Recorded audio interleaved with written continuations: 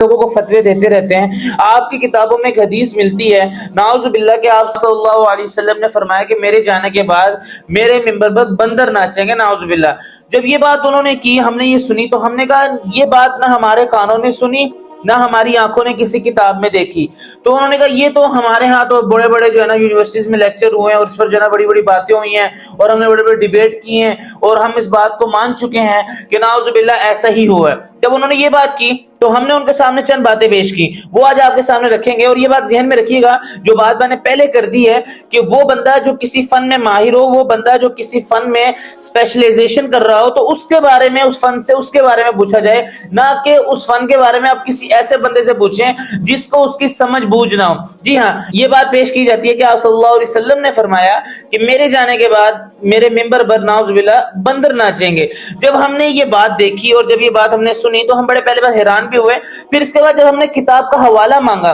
کہ بھئی اس کتاب کا حوالہ کہاں ہے، یہ کتاب کہاں ہے اور یہ روایت کہاں ہے، تو ان کے پاس اس کا حوالہ نہیں تھا۔ دوسرے نمبر پر جب ہم نے اس کی تحقیق کی تو ہمیں معلوم ہوا کہ در منصور نامی کتاب ہے، یہ اس میں ملے گی، اور اس میں وہ کتاب کے جس کے بارے میں یہ بات مستدل اور بہت سے ذرائع سے ثابت ہے کہ اس کی تخریج نہیں ہوئی، یعنی کہ حدیث کا کوئی اتا پتہ، یعنی کہ حدیث کے بارے میں کوئی وثوق نہیں ہے، کوئی معلوم نہیں ہے کہ یہ حدیث کہاں سے لی گئی ہے۔ نمبر 2 پر اس کتاب میں